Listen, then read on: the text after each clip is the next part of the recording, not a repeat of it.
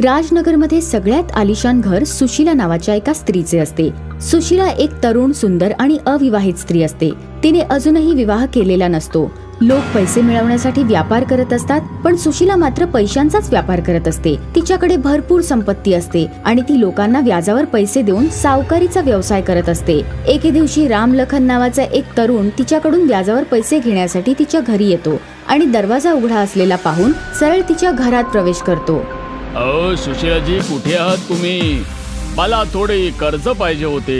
रामलखन हे बोलत असताना आत येतो आणि त्याचा पाय घसरून तो तोंडावर पडतो आणि बघतो तर खाली जमिनीवर कोणाचे तरी रक्त पडलेले असते. रक्त पाहून रामलखन प्रचंड घाबरतो आणि त्याच्या तोंडून किंकाळी बाहेर पडते. अरे बापरे, रक्त!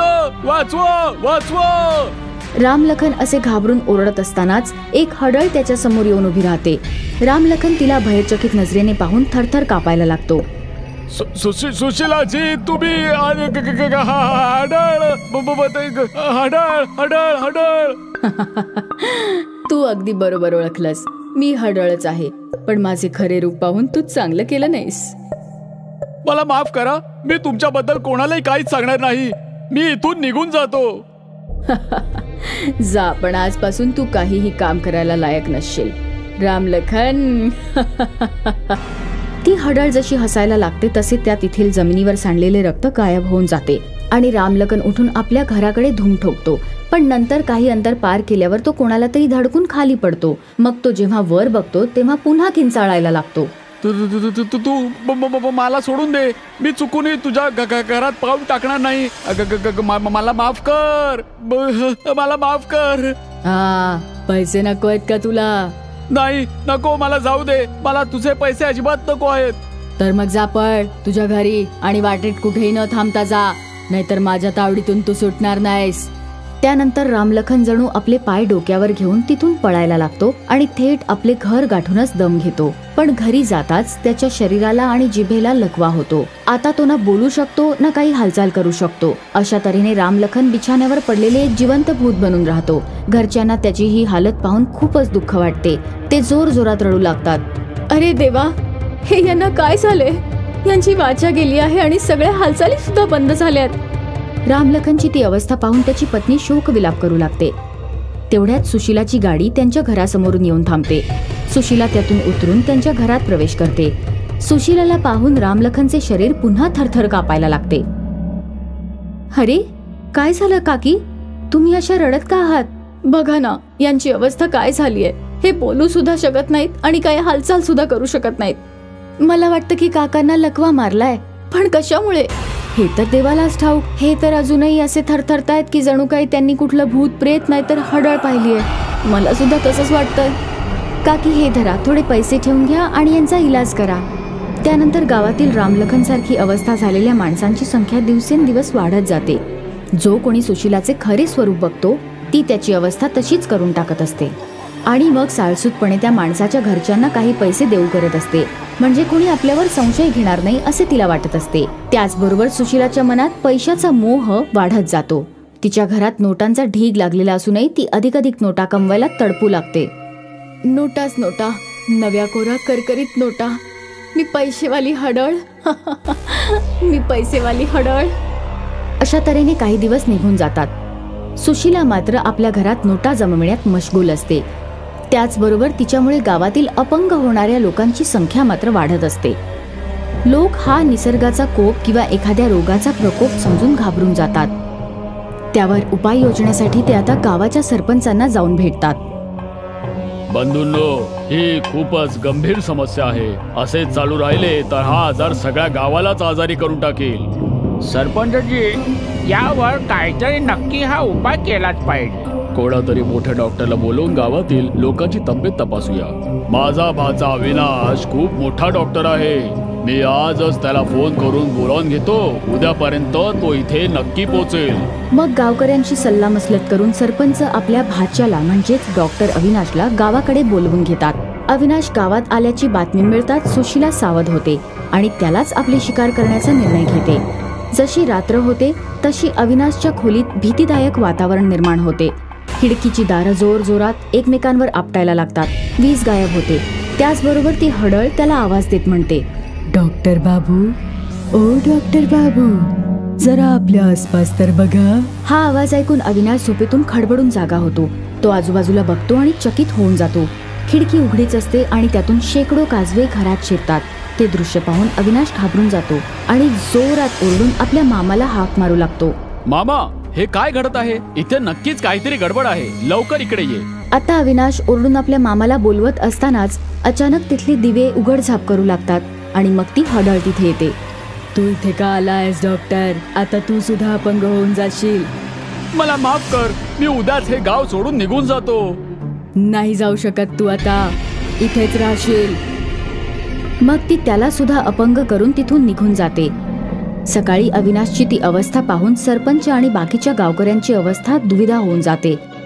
ते सगळे त्याच्या तब्येतीबद्दल चर्चा करत असताना सुशीला तिथे येऊन पोहोचते. अरे सरपंची, काय झालं तुमच्या भाच्याला?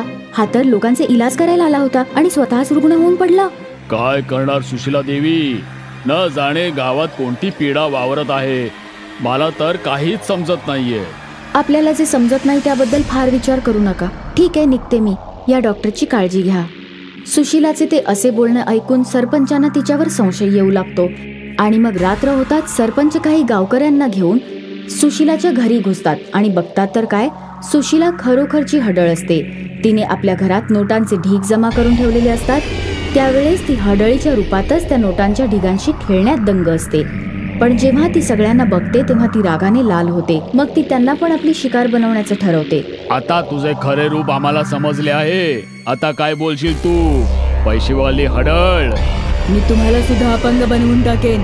असं म्हणून ती जेव्हा आपल्या पाशवी शक्तीचा उपयोग सरपंचांवर करायला लागते तेव्हा कोणतीही शक्ती सरपंचांचं काही वाकडं करू शकत नाही. मात्र तिलाच त्यांच्या पुढे घाबरून माघार घ्यावी लागते. तुझ्या पवित्र आणि शुद्ध आत्म्यावर माझी जादू चालत नाहीये. मागे सरात, नाहीतर मी जळून भस्म होऊन जाईन. असं म्हणून सुशीला मागे सरकू लागते. पण सरपंच मात्र तिच्याच दिशेने येऊ लागतात आणि जसं जसं ते तिच्या जवळ जातात अचानक आकाशातून विजेसारखे काहीतरी तिच्या अंगावर कोसळते आणि ती हडळ जळून भस्म होऊन जाते. ती जळून जाताच गावातील सगळी अपंग झालेली लोक पुन्हा पहिल्यासारखी चांगली होतात. राजनगरमध्ये सगळ्यात आलिशान घर सुशीला नावाच्या एका स्त्रीचे असते. सुशीला एक तरुण, सुंदर आणि अविवाहित स्त्री असते. तिने अजूनही विवाह केलेला नसतो. लोक पैसे मिळवण्यासाठी व्यापार करत असतात, पण सुशीला मात्र पैशांचाच व्यापार करत असते. तिच्याकडे भरपूर संपत्ती असते आणि ती लोकांना व्याजावर पैसे देऊन सावकारीचा व्यवसाय करत असते. एके दिवशी रामलखन नावाचा एक तरुण तिच्याकडून व्याजावर पैसे घेण्यासाठी तिच्या घरी येतो आणि दरवाजा उघडा असलेला पाहून सरळ तिच्या घरात प्रवेश करतो. अहो सुशीलाजी, कुठे आहात तुम्ही? मला थोडे कर्ज पाहिजे होते. रामलखन हे बोलत असताना आत येतो आणि त्याचा पाय घसरून तो तोंडावर पडतो आणि बघतो तर खाली जमिनीवर कोणाचे तरी रक्त पडलेले असते. रक्त पाहून रामलखन प्रचंड घाबरतो आणि त्याच्या तोंडून किंकाळी बाहेर पडते. अरे बापरे, रक्त! वाचवा, वाचवा! रामलखन असे घाबरून ओरडत असतानाच एक हडळ त्याच्या समोर येऊन उभी राहते. रामलखन तिला भयचकित नजरेने पाहून थरथर कापायला लागतो. सुशीलाजी, तुम्ही हडळ हडळ हडळ हडळ. तू अगदी बरोबर ओळखलंस. मी हडळच आहे, पण माझे खरे रूप पाहून तू चांगलं केलं नाहीस. मला माफ करा, मी तुमच्याबद्दल कोणालाही काहीच सांगणार नाही. मी इथून निघून जातो. जा, पण आजपासून तू काहीही काम करायला लायक नसशील रामलखन. ती हडळ जशी हसायला लागते तसे त्या तेथील जमिनीवर सांडलेले रक्त गायब होऊन जाते आणि रामलखन उठून आपल्या घराकडे धूम ठोकतो. पण नंतर काही अंतर पार केल्यावर तो कोणाला तरी धडकून खाली पडतो. मग तो जेव्हा वर बघतो तेव्हा पुन्हा किंचाळायला लागतो. तू मला सोडून दे. मी चुकूनही तुझ्या घरात पाऊल टाकणार नाही. मला माफ कर, मला माफ कर. पैसे नको आहेत का तुला? नाही, नको, मला जाऊ दे. मला तुझे पैसे अजिबात नको आहेत. तर मग जा, पळ तुझ्या घरी आणि वाटेत कुठेही न थांबता जा, नाहीतर माझ्या तावडीतून तू सुटणार नाहीस. त्यानंतर रामलखन जणू आपले पाय डोक्यावर घेऊन तिथून पळायला लागतो आणि थेट आपले घर गाठूनच दम घेतो. पण घरी जाताच त्याच्या शरीराला आणि जिभेला लकवा होतो. आता तो ना बोलू शकतो ना काही हालचाल करू शकतो. अशा तऱ्हेने रामलखन बिछाण्यावर पडलेले एक जिवंत भूत बनून राहतो. घरच्यांना त्याची ही हालत पाहून खूपच दुःख वाटते. ते जोर जोरात रडू लागतात. अरे देवा, हे यांना काय झाले? यांची वाचा गेली आहे आणि सगळ्या हालचाली सुद्धा बंद झाल्यात. रामलखनची ती अवस्था पाहून त्याची पत्नी शोक विलाप करू लागते. तेवढ्यात सुशीलाची गाडी त्यांच्या घरासमोरून येऊन थांबते. सुशीला त्यातून उतरून त्यांच्या घरात प्रवेश करते. सुशीलाला पाहून रामलखनचे शरीर पुन्हा थरथर कापायला लागते. अरे, काय झालं काकी? तुम्ही अशा रडत का आहात? बघा ना, यांची अवस्था काय झाली आहे. हे बोलू सुद्धा शकत नाहीत आणि काही हालचाल सुद्धा करू शकत नाहीत. मला वाटतं की काकांना लकवा मारलाय. पण कशामुळे?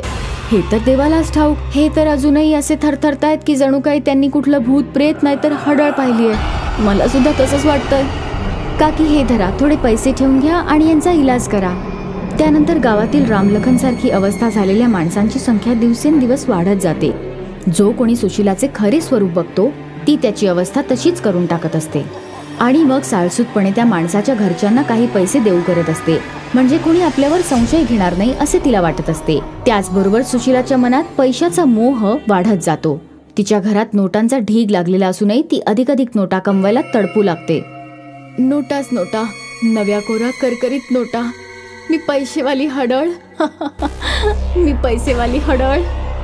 अशा तऱ्हेने काही दिवस निघून जातात. सुशीला मात्र आपल्या घरात नोटा जमविण्यात मशगूल असते. त्याचबरोबर तिच्यामुळे गावातील अपंग होणाऱ्या लोकांची संख्या मात्र वाढत असते. लोक हा निसर्गाचा कोप किंवा एखाद्या रोगाचा प्रकोप समजून घाबरून जातात. त्यावर उपाय योजण्यासाठी ते आता गावाच्या सरपंचांना जाऊन भेटतात. बंधूंनो, ही खूपच गंभीर समस्या आहे. असे चालू राहिले तर हा आजार सगळ्या गावालाच आजारी करून टाकेल. सरपंचजी, यावर काहीतरी नक्की हा उपाय केलाच पाहिजे. कोणातरी मोठ्या डॉक्टरला बोलवून गावातील लोकांची तब्येत तपासूया. माझा भाचा अविनाश खूप मोठा डॉक्टर आहे. मी आजच त्याला फोन करून बोलावून घेतो. उद्यापर्यंत तो इथे नक्की पोहोचेल. मग गावकऱ्यांची सल्लामसलत करून सरपंच आपल्या भाच्याला म्हणजेच डॉक्टर अविनाशला गावाकडे बोलवून घेतात. अविनाश गावात आल्याची बातमी मिळताच सुशीला सावध होते आणि त्यालाच आपली शिकार करण्याचा निर्णय घेते. जशी रात्र होते तशी अविनाशच्या खोलीत भीतीदायक वातावरण निर्माण होते. खिडकीची दारं जोर जोरात एकमेकांवर आपटायला लागतात. वीज गायब होते. त्याचबरोबर ती हडळ त्याला आवाज देत म्हणते, डॉक्टर बाबू, ओ डॉक्टर बाबू, जरा आपल्या आसपास तर बघा. हा आवाज ऐकून अविनाश झोपेतून खडबडून जागा होतो. तो आजूबाजूला बघतो आणि चकित होऊन जातो. खिडकी उघडीच असते आणि त्यातून शेकडो काजवे घरात शिरतात. ते दृश्य पाहून अविनाश घाबरून जातो आणि जोरात ओरडून आपल्या मामाला हाक मारू लागतो. मामा, हे काय घडत आहे? इथे नक्कीच काहीतरी गडबड आहे. लवकर इकडे ये. आता अविनाश ओरडून आपल्या मामाला बोलवत असतानाच अचानक तिथली दिवे उघडझाप करू लागतात आणि मग ती हडळ तिथे येते. तू इथे का आलायस डॉक्टर? आता तू सुद्धा अपंग होऊन जाशील. मला माफ कर.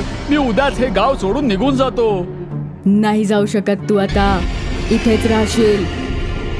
मग ती त्याला सुद्धा अपंग करून तिथून निघून जाते.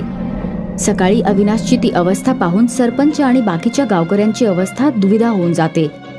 ते सगळे त्याच्या तब्येतीबद्दल चर्चा करत असताना सुशीला तिथे येऊन पोहोचते. अरे सरपंची, काय झालं तुमच्या भाच्याला? हा तर लोकांचे इलाज करायला आला होता आणि स्वतःच रुग्ण होऊन पडला. काय करणार सुशीला देवी? न जाणे गावात कोणती पीडा वावरत आहे. मला तर काहीच समजत नाहीये. आपल्याला जे समजत नाही त्याबद्दल फार विचार करू नका. ठीक आहे, निघते मी. या डॉक्टरची काळजी घ्या. सुशीलाचे ते असे बोलणं ऐकून सरपंचांना तिच्यावर संशय येऊ लागतो आणि मग रात्र होताच सरपंच काही गावकऱ्यांना घेऊन सुशीलाच्या घरी घुसतात आणि बघतात तर काय, सुशीला खरोखरची हडळ असते. तिने आपल्या घरात नोटांचे ढीग जमा करून ठेवलेले असतात. त्यावेळेस ती हडळीच्या रूपातच त्या नोटांच्या ढिगांशी खेळण्यात दंग असते. पण जेव्हा ती सगळ्यांना बघते तेव्हा ती रागाने लाल होते. मग ती त्यांना पण आपली शिकार बनवण्याचं ठरवते. आता तुझे खरे रूप आम्हाला समजले आहे. आता काय बोलशील तू? पैसेवाली हडळ, मी तुम्हाला सुद्धा अपंग बनवून टाकेन. असं म्हणून ती जेव्हा आपल्या पाशवी शक्तीचा उपयोग सरपंचांवर करायला लागते तेव्हा कोणतीही शक्ती सरपंचांचं काही वाकडं करू शकत नाही. मात्र तिलाच त्यांच्या पुढे घाबरून माघार घ्यावी लागते. तुझ्या पवित्र आणि शुद्ध आत्म्यावर माझी जादू चालत नाहीये. मागे सरात, नाहीतर मी जळून भस्म होऊन जाईन. असं म्हणून सुशीला मागे सरकू लागते, पण सरपंच मात्र तिच्याच दिशेने येऊ लागतात. आणि जसं जसं ते तिच्या जवळ जातात अचानक आकाशातून विजेसारखे काहीतरी तिच्या अंगावर कोसळते आणि ती हडळ जळून भस्म होऊन जाते. ती जळून जाताच गावातील सगळी अपंग झालेली लोक पुन्हा पहिल्यासारखी चांगली होतात.